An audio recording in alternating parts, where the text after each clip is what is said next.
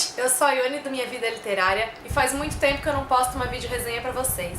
Eu peço desculpas porque eu não consegui postar em fevereiro, mas eu voltei agora em março com o livro Delírio, da Lauren Oliver, pra comentar um pouquinho sobre ele então. Delírio é uma distopia e nessa distopia o amor é considerado uma doença. Há alguns anos o amor delírio nervosa foi considerado então uma doença e os cientistas conseguiram desenvolver uma cura pra isso.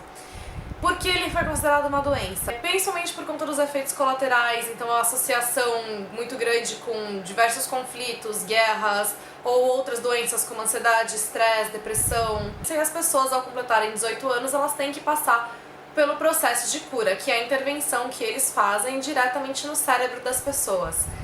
Quem tem menos de 18 anos não passa por esse processo porque ele é considerado arriscado. Uma característica também é que, como eles consideram o desejo extremamente ligado ao amor, eles não sabem explicar se o desejo é uma consequência do amor delírio nervosa ou se ele é a causa.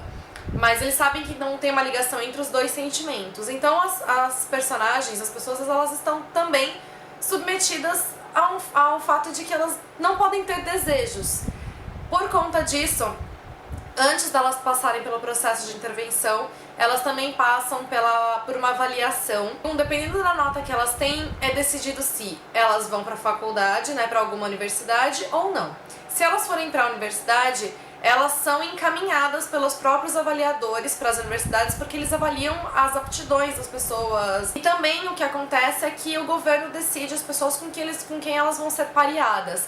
Então eles pegam pessoas com notas similares para não ter uma grande discrepância entre os pares.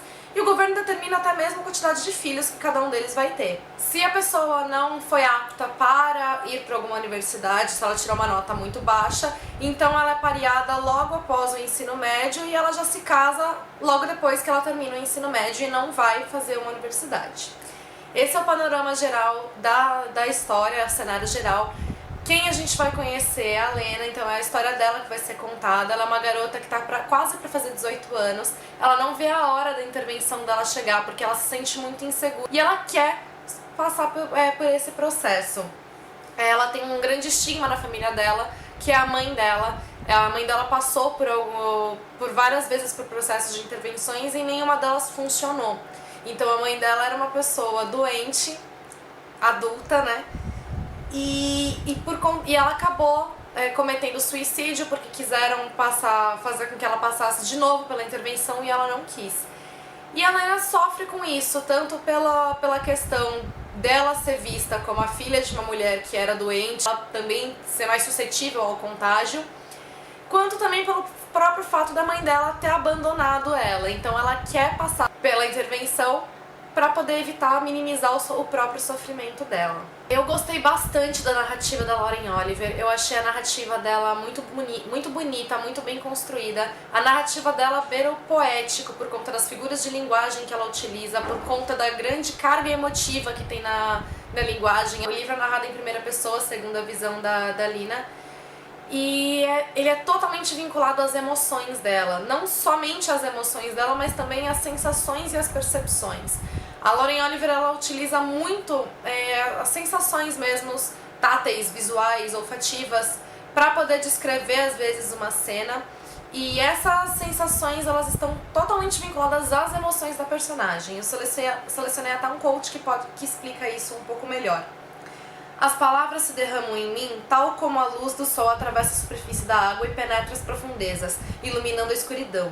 Mantenho os olhos fechados. É incrível, mas ainda consigo ver as estrelas, galáxias inteiras florescendo do nada, sóis cor-de-rosas e roxos, vastos oceanos prateados, milhares de luas brancas.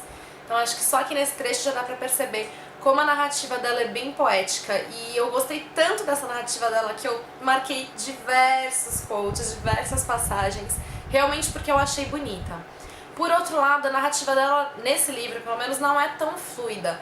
Então a história ela se desenvolve de uma maneira mais lenta, talvez por ser o primeiro livro, por ele ser mais introdutório, mas ele se desenvolve então de um jeito um pouco mais lento e a história só ganha mais ação nos últimos capítulos. Ainda assim foi uma leitura que eu gostei de fazer, mesmo que ela não tenha sido tão rápida. Outra característica também é que apesar do livro ser um YA, então Young Adult, dele ser de uma leitura leve, dele não ser uma leitura difícil, ainda assim ela não é uma leitura desprovida de reflexão. Um ponto da sociedade também e do que foi utilizado pela autora que eu achei muito interessante é que eles têm um manual que chama Suma de Hábitos, Higiene e Harmonia. Que é um manual, então, onde eles descrevem o amor delírio, a nervosa, descreve os sintomas principais.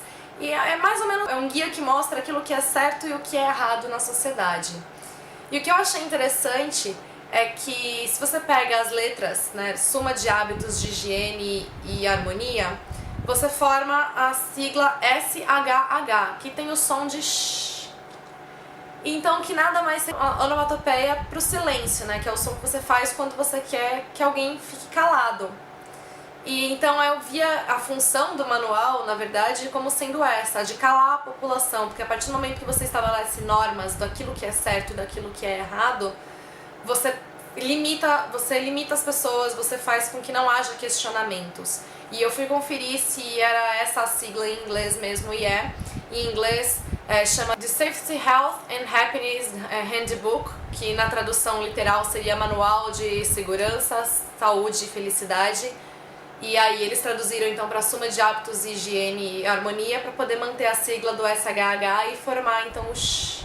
E tem alguns trechos desse guia que são orações. É como se eles estivessem aliando a religião com a ciência. E, na verdade, como se as mesmas pessoas responsáveis pela criação da ciência também fossem a criação da religião nessa sociedade. Então dá pra perceber o quanto o controle é gigantesco nela. Um ponto que me desagradou um pouco na leitura foi que algumas vezes eu notei semelhanças com a série Feios do Scott Westerfeld. Eu só li o primeiro livro, mas ainda assim eu notei algumas semelhanças. Então, por exemplo, o fato das pessoas passarem por uma intervenção quando elas completam uma certa idade, no caso de Feios são 16 anos, aqui são 18. O fato da protagonista querer passar por essa intervenção.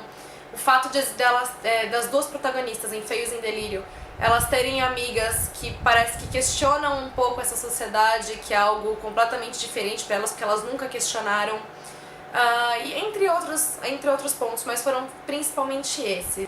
Outro ponto que eu achei um pouco negativo foi que eu achei que faltou um pouco de explicação quanto aos fatos passados, quanto àquilo que aconteceu para a sociedade chegar até onde chegou. Eles só citam que o amor causou devastação em várias cidades e tal, mas é só isso. A gente não tem muito uma localização do tempo, não sei há quanto tempo essa história se passa depois do nosso tempo atual.